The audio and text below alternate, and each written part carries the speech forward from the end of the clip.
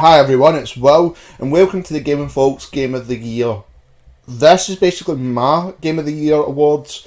Martin wants to do one in a couple of weeks' time, so we'll get his up very soon, so you get to see his opinion on what games he felt deserved the Game of the Year and what ones were really bad. The categories I'm breaking them into is Worst Game, Most Disappointing Game, 3 games that basically deserve the Game of the Year, then ultimately the Game of the Year out of those 3 games. That's the way I'm doing it. The brackets I had to think about just purely because there were so many great games I did play last year. There was bad games, but when it comes to the great games I played, a lot had to be cut from it. Honourable mentions just now, I'll get them out the road. Battlefield 1, that was a good game. That was a really good game. But I do feel that it could have had more.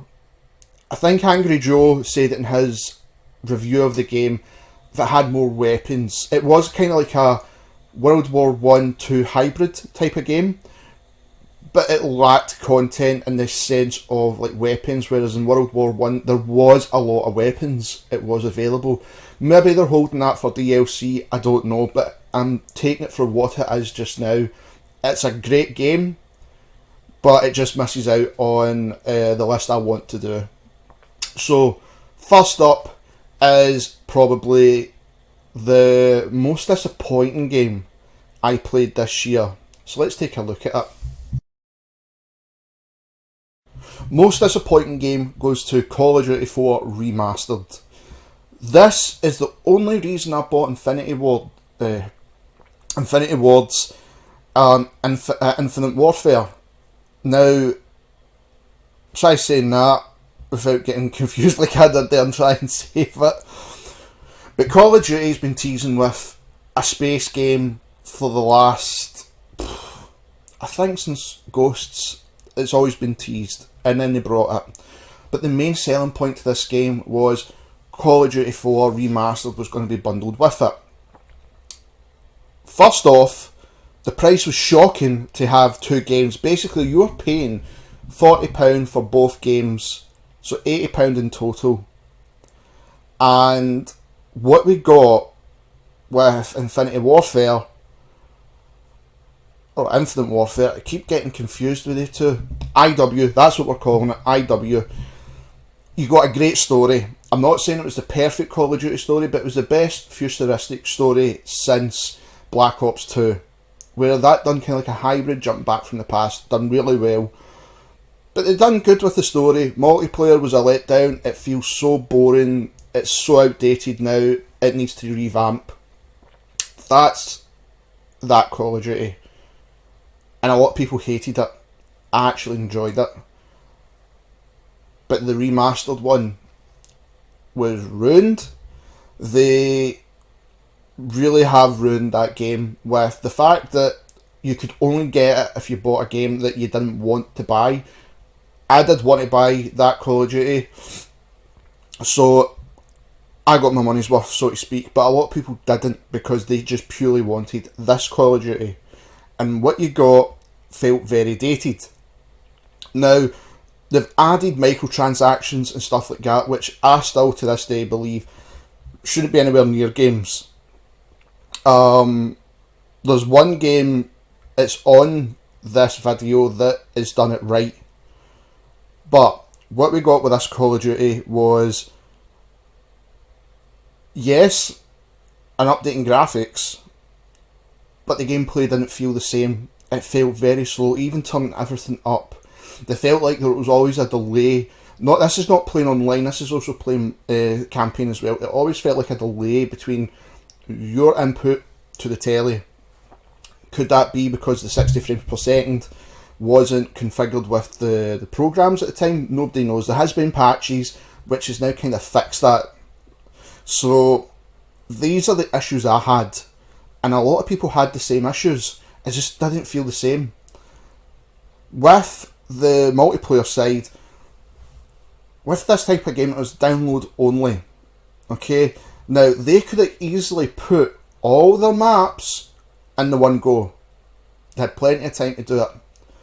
We had to wait for a lot of the other maps to come as a download. Fair enough, we got it as free, but I would not be surprised if they tried to charge us for them. And like I said as well, microtransactions plague this game now. Plague it. It's not the same Call of Duty that it once was. This does feel just a cash grab to get people to buy that Call of Duty game that nobody wanted. A lot of people did though.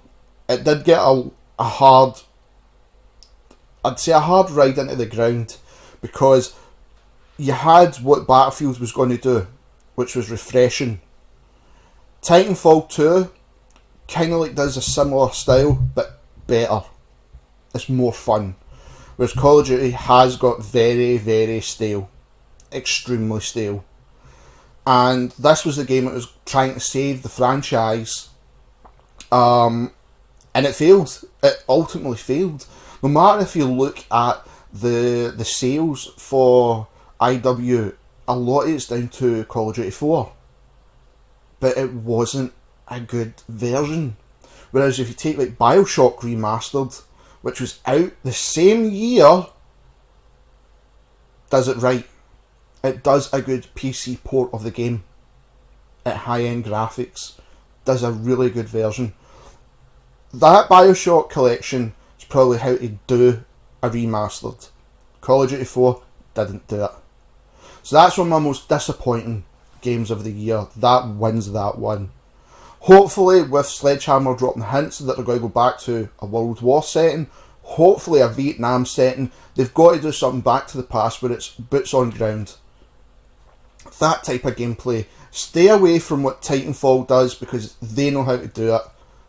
Just let it go. Try and compete with Battlefield's got, where they have made an amazing multiplayer experience for everybody to try out. Call of Duty, you've really got to try and fix your act this year. If not, I think your time's up. I don't think you're the juggernaut that you once were.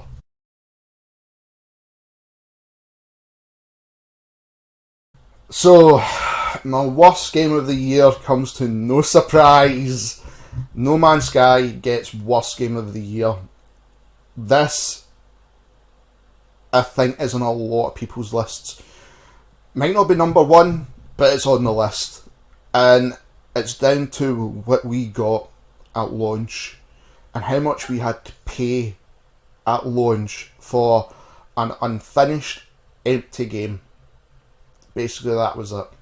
People still try to defend this game to this day. And as much as Sean Murray and Hello Games had great ideas for this game, ultimately they failed. We still don't know if it was because of Sony pushing to have the game released earlier than it should have been. Probably the game should have been held back a bit longer. I know the hype destroyed this game, but what was people expecting? Now, you're seeing some of the footage that was made on a high-end PC, and then what we got wasn't what was on the high-end PC. Even high-end PCs can't play this game. It's that bad because it was played with crashes and notorious bugs that are laughable. And also they had to issue refunds, to which I never got mine back. So fuck you, Sony, for that one. But Holo Games have tried their best to now start doing updates where they can implement stuff that's in it, like building houses, stuff that probably should have been in the game from day one. I'm not saying that is now a new selling point, but it should have been in it from day one at least. But now it's too little too late. This came out in August with the hype slowly behind it. This is the perfect game that it's going to be. And what we got, pardon me, it was wide as an ocean, deep as a puddle. There is nothing in this game. Nothing. It's a grind to do anything. Literally, that word there is grinding in this game. Which, if you take Minecraft, which has that elements of grinding, but it's got also fun elements in it, especially if you're playing with friends. There's No Man's Sky's other failure. The lies. Where it should have multiplayer, then boom, it's not there. But if you have the certain versions of the cases, which there's the special edition cases, I believe, if you peel back the sticker, multiplayer's on it. So we don't know if it will eventually come, but the game's failed. It's a colossal failure of a game where nothing can save it now, which is a shame, because I think with some of the aspects, with they going to different planets, you'd love to see something like that in Mass Effect. I mean, Mass Effect does a great job of doing that, but how great would it be controlling Normandy? There was a lot of things that they done great, but I think they needed stronger backing. That's the easiest term I'm trying to say. But yeah, it's a failure of a game. The lies didn't help. The fact that they went quiet for months didn't help. The refunds didn't help. And the fact that Sony pissed off a lot of people for the refunds compared to Steam. Steam didn't have an issue with it. Sony did. They didn't want to lose money. And then they had a separate unit to issue the refunds. And then when you got as far to getting your refund, they wanted you to phone Holo Games, because it's their game. It should be them refunding you the money. No, Sony, you're the publisher of the game. Publisher. You should have fucking refunded the game. To the extent it cost me £50 on a phone bill to them. So again, £100 down the sink, or the toilet, or in the fucking garbage. Fuck you, Sony, for doing that one to me. So, No Man's Sky, worst game of the year. First nominee goes to Doom. This game blew all my expectations out the water. Considering I've been playing Doom since early on the PC, with Doom 1, Doom 2, then eventually Final Doom, and any other variation you've got of Doom on PlayStation, to Doom 3 on the original Xbox. Doom has always held a special place in my heart because it was one of the most violent games I ever got to play when I was a young Wilbur, and it just will always have that magic feeling to it. Doom 3 failed, to me especially. I know id Software tried to do something different with the game, but it was never ever the same as the feeling you got when you played Doom, which was just fast-paced action, killing hundreds of demons, and it was just fantastic. So much fun. Then come Doom 2016, and boy oh boy do they go back to where it worked. From fast gun gameplay to the immense violence in the game. This game is brutal, and the extras they added to it. You have your standard multiplayer, which is okay. It's what you'd get from a standard Doom. Fast paced, no bullshit kind of multiplayer. Then you had the great addition called the Snap Maps. Try to get that word right as well. And it lets you create your own levels of anything. People's remade the original Doom. Doom levels in these maps. It's absolutely fantastic. Then we get the story. Okay, it's your standard Doom story, but boy oh boy does this game totally deliver. It's like a total remake of, or a reimagining of Doom 2. But it's just brilliant. Doom Guy is better than ever. Don't have to see his face, but you know he's badass. And considering when you take the likes of the heroes of the 90s of the gaming world, let's just take the likes of Duke Nukem and Doom. Doom Guy surpasses all again compared to Duke Nukem, where he had that bit of failure with Duke Nukem Forever. Still a fun game in my opinion, a lot of people hate it. But It is what it is, but Doom Guy came back strong as ever in Doom, to the point where I actually went and bought the collector's edition. I dropped £100 in this game because I believed in it so much. To the point I got a lot of extras with it, posters, everything, that a lot of people didn't get. This really meant a lot to me. Going with Doom, the statue of the Revenant is brilliant. All the monsters have been updated with a new look, but not too much going away from the original look. Same with all the weapons. To have the ability to select any weapon again is fantastic, because it's like you've been so used to having two weapons. There's no regenerating health. You have got to fight demons to get the health. You have literally got to tear them apart to get the health. Amazing. And the way they use the chainsaw and the BFG in this is smart, so you're not overusing them. You've got to pick your correct moment to use them, and the payoff's always big. So Doom is the first nominee for Game of the Year, but like I said with these are free games that has left a great impression on me in 2016. So to have these free games battle it out is really tough to pick one. Next up, we have again an amazing game in Dark Souls 3. This is the true sequel to Dark Souls 1. Dark Souls 2 took a different approach, still the same gameplay, but it was like nods to what you got in Dark Souls 1, with weapons and certain elements of monsters, with the way they done boss fights. But Dark Souls 3 was the closest we got to a true sequel, expanding the lore of the original Dark Souls. Now, this game I've sunk easily between two formats, PlayStation 4 and Xbox One, not Xbox One, sorry, PC. I have sunk roughly about close to 100 hours, easily.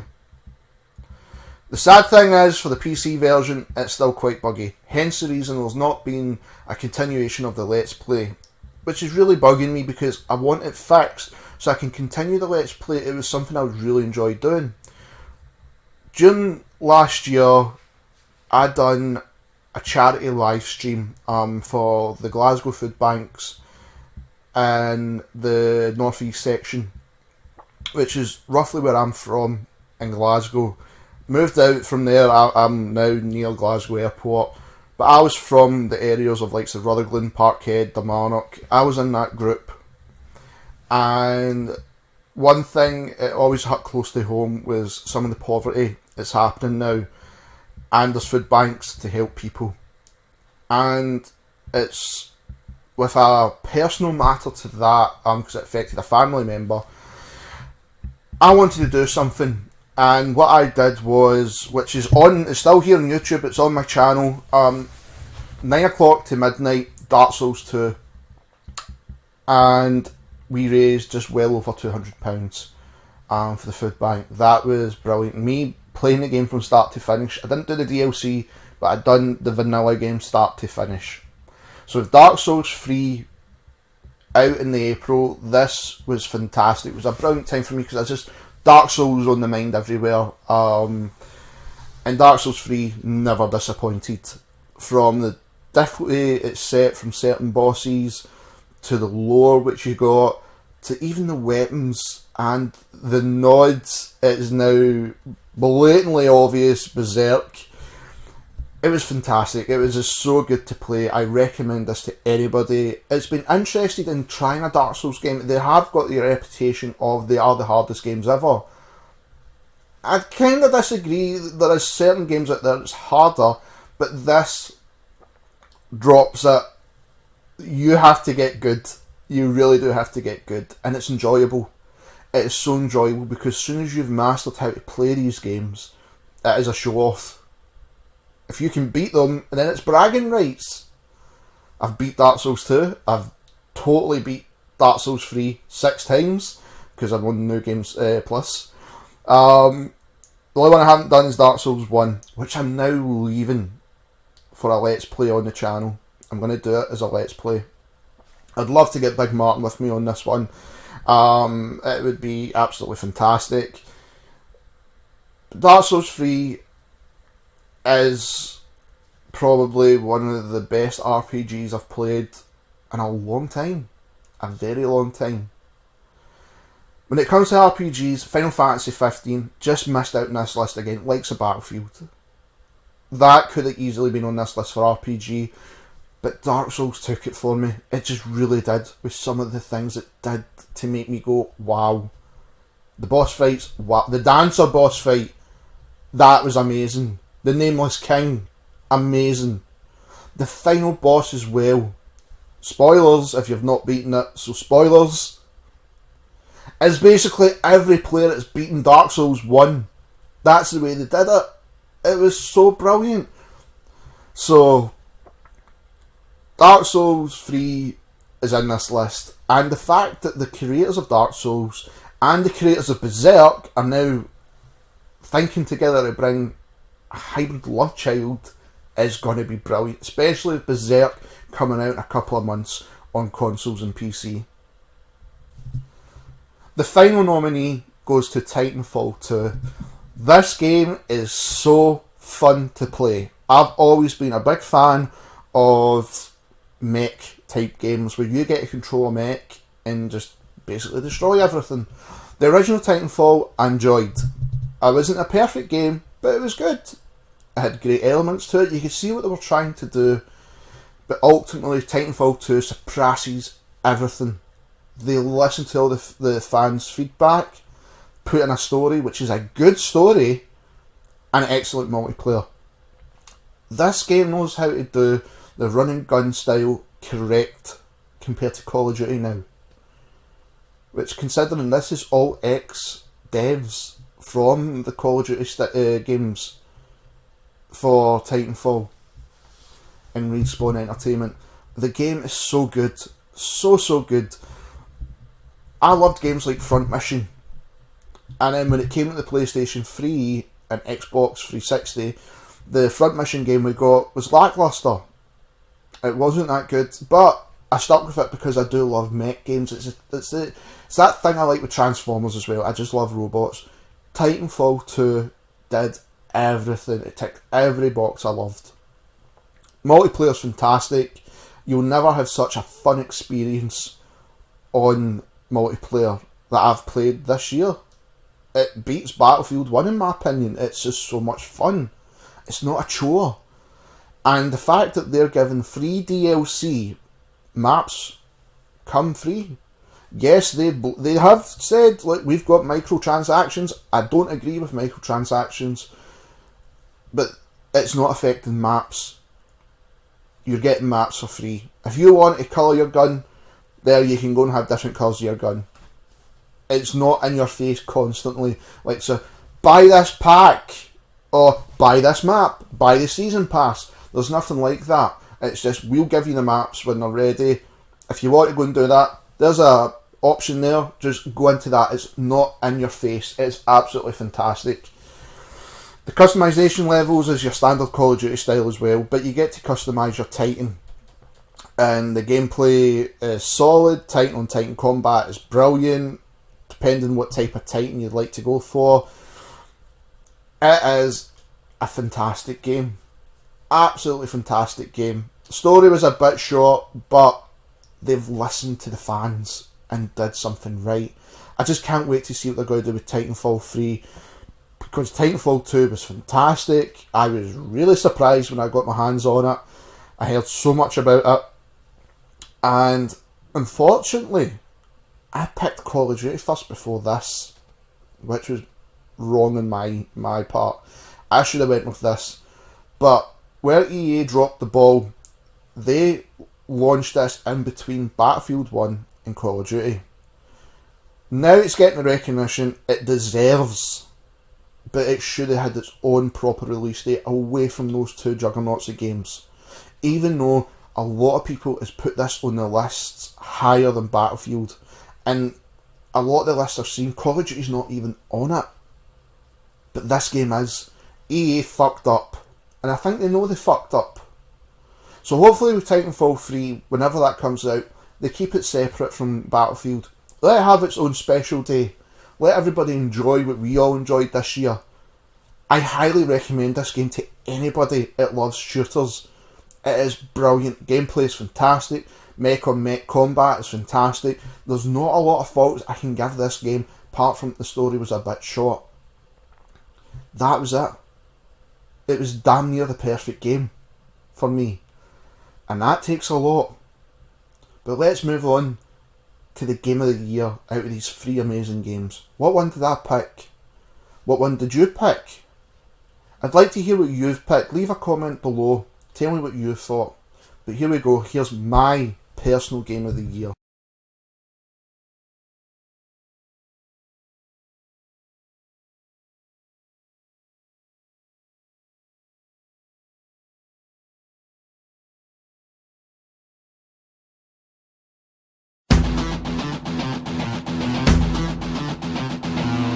And without a shadow of a doubt, it goes to Doom.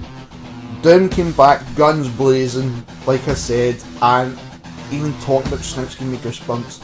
The game reignited everything I loved about the original Dooms, the old style of games I used to play when I was young. Bear in mind, I played this when I was about 7. I'm now 32 nearly. So for this game to still have this effect on me was brilliant. And growing up where Scott, my younger brother, would play the original Dooms and love them, to then he's desperate to play this game. This is the effect Doom had on a lot of people this year. Damn near perfect game. It wasn't the perfect game like Titanfall. Like I said, it was damn near perfect. But when you consider Titanfall and this, Doom just beat it out for me. It just did. Titanfall probably had better elements in multiplayer, but it's Doom's story, how Doom plays. Titanfall had a few issues where, depending on the difficulty, normal was very, very easy. Very easy. Whereas Doom didn't give a fuck what difficulty you picked, you're still going to have a hard game. You cannot hide in Doom. Monsters will come and get you. You have basically got to run and gun. And that was the difference where I had to pick between this and Titanfall. Whereas, what did it do different mechanically wise? Titanfall still felt like a true shooter you get nowadays, where you can hide, regen your health, pop up, shoot. Doom didn't. Like I said, you have to get your health by ripping apart the demons. If you try and hide, the demons will come and get you. They do not fuck about. You cannot have a minute's rest in Doom. Brought back every memory, like I said, when I first played it with PC. And then when it came back out this year, well last year now, because this is 2017, the game reignited every little feeling I had. So 2016's Game of the Year by me goes to Doom. Well done. I cannot wait to see what Bethesda do with id Software. We know Quake's coming. Hopefully they do a good job with that. But if they're going to do another Doom, I really can't wait to see it. Thank you everybody for taking the time to check out my Game of the Years. What was your Game of the Years? Like I said, leave a comment below. Also, leave a sub in the channel or like the video if you enjoyed this content. If you have any questions, follow me on Twitter at Rodimus8. And also we have the Facebook page for the Gaming Vlog as well. Leave a like there. Still doing continuous videos as always. I've said it a couple of times, Martin's now got a couple of ideas. We're bringing new content, everything's getting made just now, and I can't wait for the new stuff to come out. So thank you for watching the video, leave a like and a sub as always, and thank you again. Bye.